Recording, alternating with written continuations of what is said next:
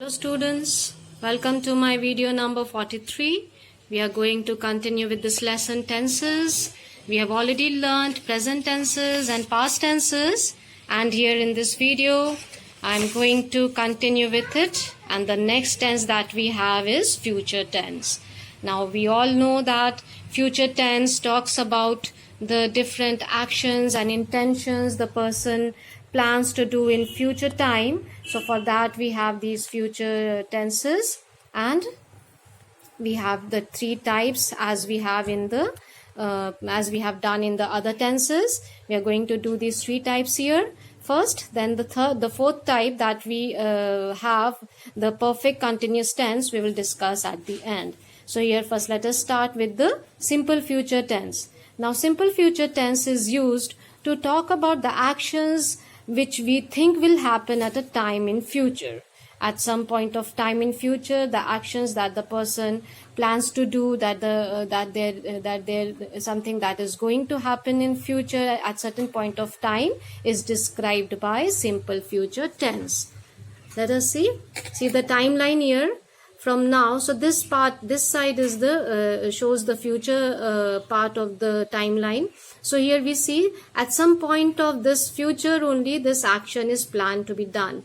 I will spend my winter break with grandmother. So for that the future tense is used, the planning that is being done for to be done in any part of the future, we use simple future tense.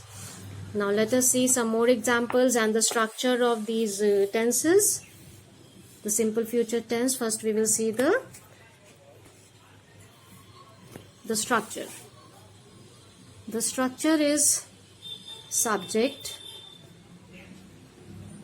plus will or shall plus V1. That is the structure of future tense in the positive sentence. Subject plus will shall plus V1. Let us see some example here. For example, I will visit you tomorrow. See, this is the plan for tomorrow. So will visit you. So that is the use of simple future tense, and it is in the positive sense. Now let us see the difference in the use of will and shall. When to use will and when to use shall. Now there is no hard and fast rule of using will in this situation or shall in this situation. Now it's not being followed much, but in the traditional English language, in the literary works, you will find that one rule is followed. The rule is that for first person shall is used, and for second person and third person, you is second person, third person is he, she, they, it, then a name of the person. For that will is used. This is found mostly in the literary work, but when speaking and also in the modern times, this difference is not being much followed.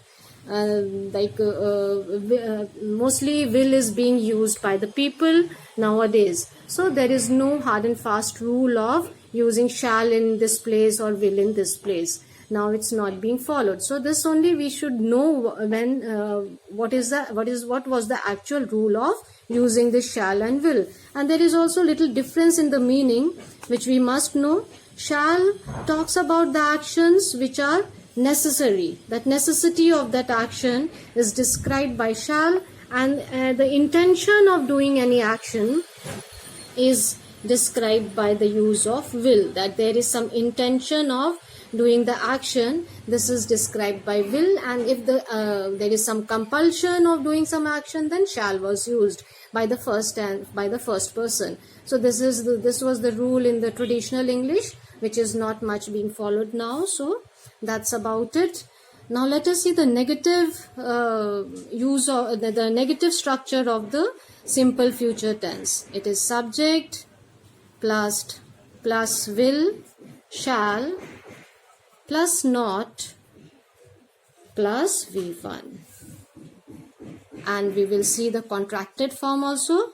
I won't visit you. That is the contracted form. Will not becomes won't. Visit you. I won't visit you tomorrow. For some reason. Could be. Right? I won't visit you tomorrow. So that is the use of simple present tense in the negative sentence. So that is the structure. Now let us see the use and the structure of future continuous tense. Now future continuous tense, as the word continue suggests, the action which is planned to be done in progress, in continuation at some point of time in the future. For example, she will be preparing for the quiz during the month of July. That is, will be preparing. That action will continue for some point of time. See, this timeline is given here. From this part till this part, the action will continue till the during the month of July. It's given in the future. So that is the use of the future continuous tense to talk about the action that is planned to be done in future and that will continue for some time in the future. So let us see now the structure of it. Future continuous tense. The structure is subject plus will, shall plus be plus V4 form of the verb, the ing form, as it's continuous tense, so ing form of the verb is used. So that is the structure. I'll give you example like they will be visiting us. They will be visiting us the next month. They will be visiting us the next month. This is the use of future continuous tense. Will be visiting us. Okay, so that is all about the future continuous tense. It's very simple. The use is also simple. Now, the negative of it, let us see. The negative structure. It will be subject plus will, shall plus not, be plus V4. That's little long. Subject plus will, shall plus not plus be plus V4. Always with the helping verb we have to attach not for the negative. These will and shall are the helping verbs and this not is attached with them. When we are writing it in the sentence, they won't be visiting us. They won't be visiting us the next month. So that is they won't be visiting us. That is the use of the future continuous in the negative sentence. So that's about the future continuous tense and the use. Now let us see the use of future perfect tense. That's another important tense which tells us the action which we plan to do in the future. What does it say? Let us see. It is used to talk about actions that will be completed by a certain time in the future. Again, it talks about the action in the future, but the use is that it is used for talking about the action which is being planned to be completed by one certain point of time in the future. That is, by that particular time in the future, that action will be completed. That is the use of the future perfect tense. See, Soumya will have prepared the speech by 6 p.m. tomorrow. So that is the target of achieving that action. By this, at that time, the action will be done. It will be completed. It will be finished. So this is what the use of future perfect tense is. Let us see some more examples to make it more clear. I will have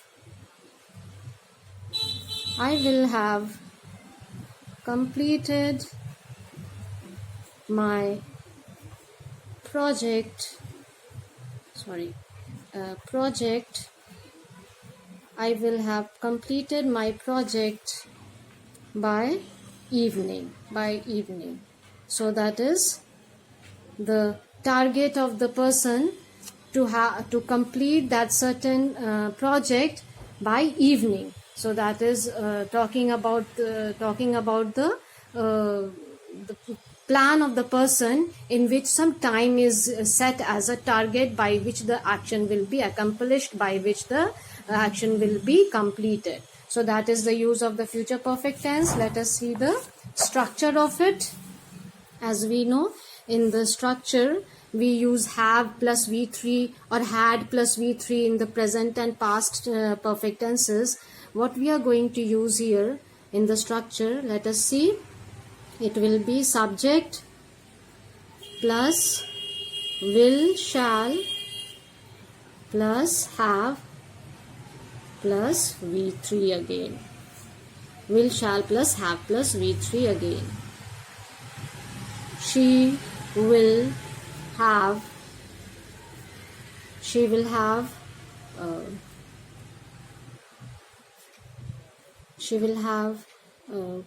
completed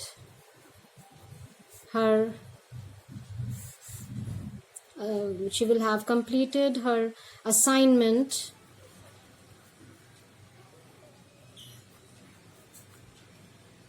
by 3 o'clock.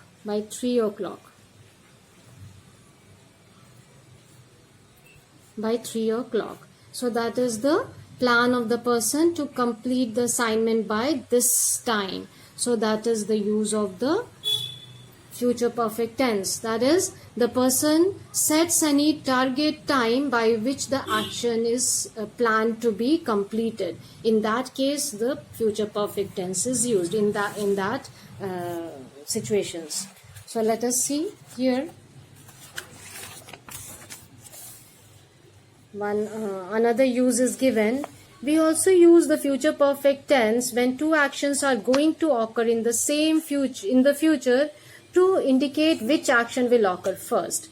Now, if two actions are going to happen in future, then in that case, which action will happen first, for that we use the future perfect tense. By the time Rima reaches home, Rekha will have left for the airport. So what we see, for the older action, the future perfect tense is used, and for the recent action, simple present tense is used. So here, that is the use of the tenses here. See, Rima left for airport. This is an older action, and this is an action which is going to happen in the near future, and that action, which is the second one, it's going to happen in the far off future. So Rima reached home after Rekha had left for future.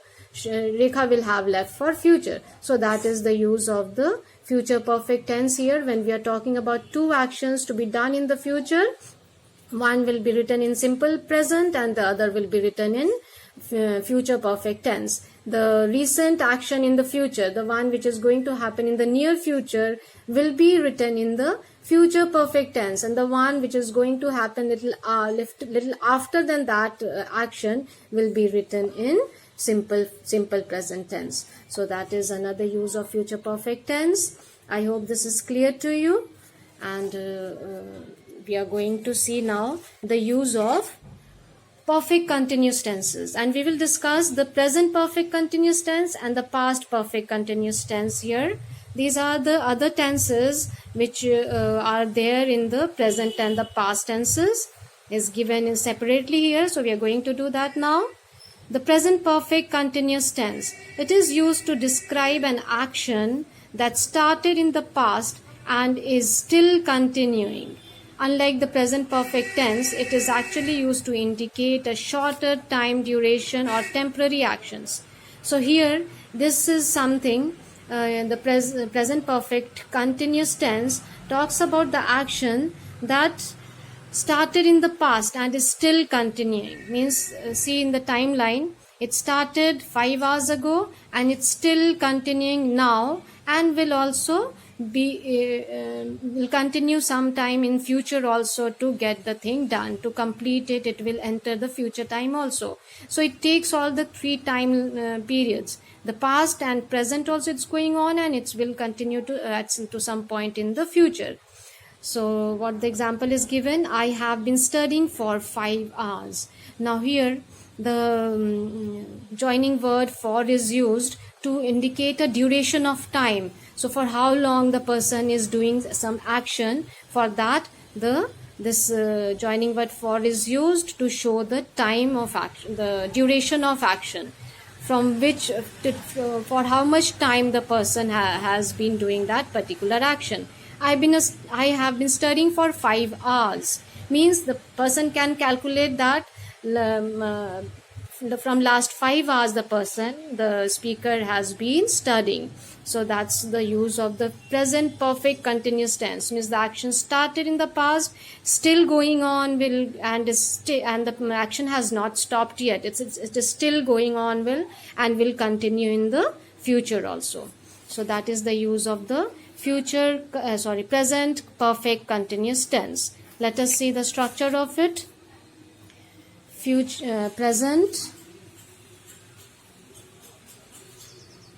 Present perfect continuous tense. The structure is subject plus have, has plus been plus V4. Since it is continuous, so V4. Subject plus have, has plus been plus V4. Showing that the action started in the past is still continuing and will continue in the future. And it shows it is written with some duration of time. So for example, I'll give you some other example. I have been studying since morning. The use of since and for is there in these kind of sentences, in the perfect continuous tenses. Since talks about some point of time when the action started, and for will show you the duration. If the same thing is written for, then the duration of the time has to be written. For 1 day, I have been studying for 2 hours. So that is showing the duration, and this is showing some point of time when the action started. So that is the use of the present perfect continuous tense. Now we are going to see the past perfect continuous tense. It's the same, but there is a difference, that the action is not being continued till present. It started in the remote past, continued for some time, and got over in the past only before the other action started. So let us see the example here. First, see the definition. It is used to describe an action that began before a certain time in the past and continued up to another time in the past. Mr. Mehra had been living in Chennai for 20 years before he went to Goa. So that is another action happened before that. That action continued for some time in the past. For that we use past perfect continuous tense. Let us see the structure of it. It is written with subject plus had plus been plus V4. Suppose she had been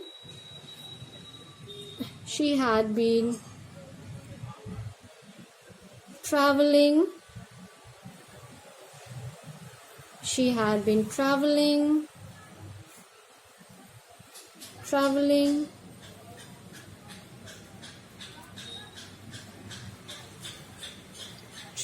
traveling the world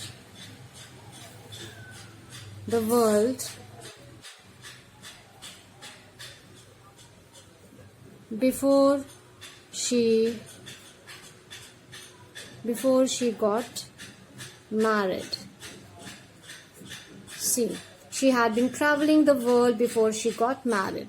So here this action of traveling had been continued in the past, in the remote past, and some point in the past, ended in the past till she got married. So that is the use of the past perfect continuous tenses. So that's here we stop now, and we'll continue with the next lesson in the next video. Till then, take care everybody, and God bless you all.